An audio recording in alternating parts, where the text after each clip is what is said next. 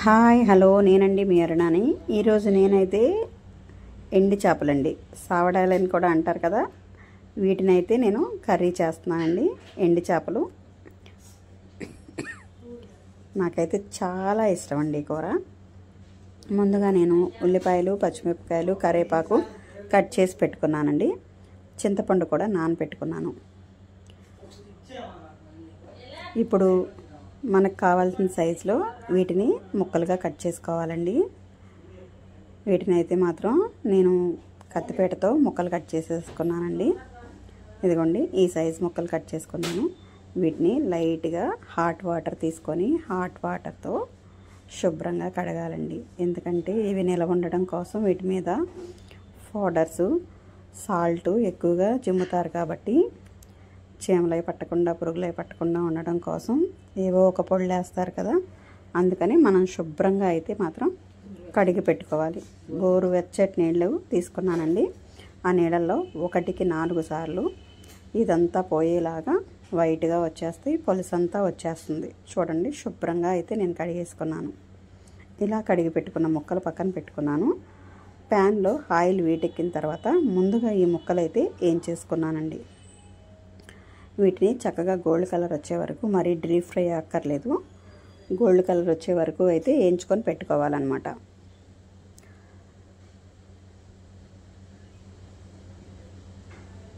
వేగిపోయాయండి. నేనైతే వీటిని కూడా తీసి పక్కన పెట్టేసుకుంటున్నాను. ఇదే ఆయిల్లో ఇంకో స్పూన్ ఆయిల్ వేసుకొని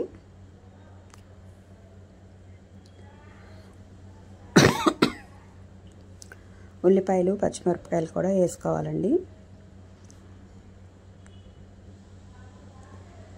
ఉల్లిపాయ ముక్కలు, పచ్చిమిరపకాయ ముక్కలు కూడా చక్కగా సిమ్లో మగ్గనిచ్చుకోవాలి.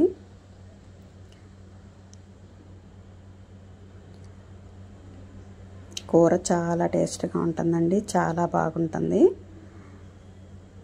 ఇందులో ఇంకా వంకాయ వేసుకోవచ్చు, గోంగూర వేసుకోవచ్చు, చాలా కాంబినేషన్లో చేసుకోవచ్చు అండి. టమాటాలో కూడా చేయొచ్చు. నేనైతే మాత్రం ఈ కాంబినేషన్లో చేస్తున్నాను.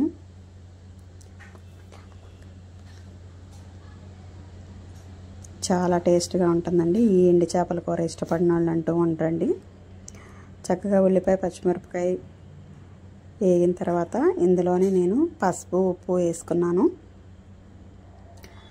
మంట లో ఫ్లేమ్లో పెట్టుకొని చక్కగా ముక్కల్ని వేగనివ్వాలండి. మూత పెట్టేసుకొని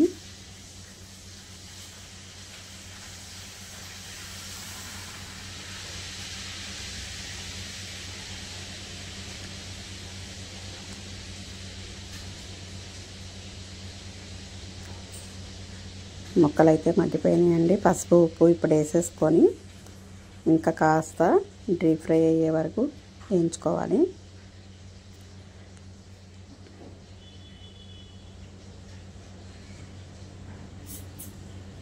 అంతేనండి, సింపుల్గా చేసేసుకోవచ్చు. ఫస్ట్ టైం చేసేవాళ్ళు కూడా దీన్ని ఈజీగా చేసేయచ్చండి.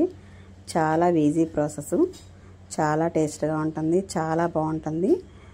నచ్చితే వీడియో లైక్ చేయండి, షేర్ చేయండి, సబ్స్క్రైబ్ చేయండి, కామెంట్ చేయడం మర్చిపోకండి.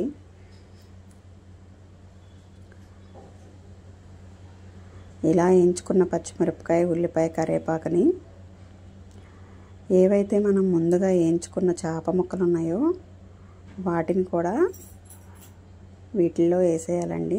చూడండి, వేగిపోయాయి. ఆయిల్ పైకి తేలింది అంటే ఉల్లిపాయ వేగిపోయినట్టేనండి.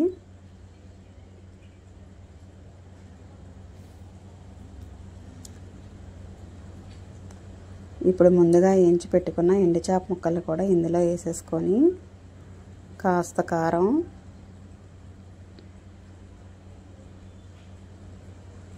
వేసుకొని ఒకసారి అటు ఇటు కలుపుకోవాలండి, ముక్కలకి బాగా పట్టేలాగా.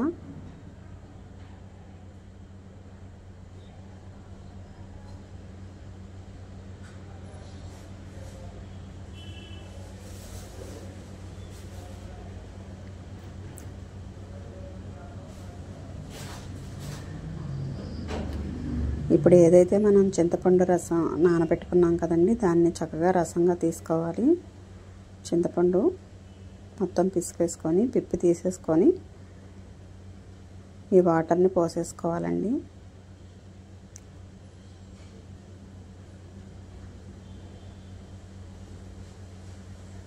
నేనైతే చింతపండు పులుసు కూడా వేసేసుకున్నాను.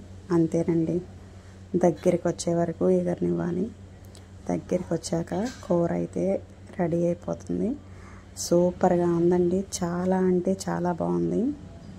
నచ్చితే లైక్ చేయండి, సబ్స్క్రైబ్ చేసుకోవడం మర్చిపోకండి. చాలా బాగుందండి, చాలా టేస్ట్గా ఉంది. నెక్స్ట్ లెవెల్లో ఉంటుందండి టేస్ట్ అయితే మాత్రం. ఒక్కసారి మీరు కూడా ట్రై చేయండి.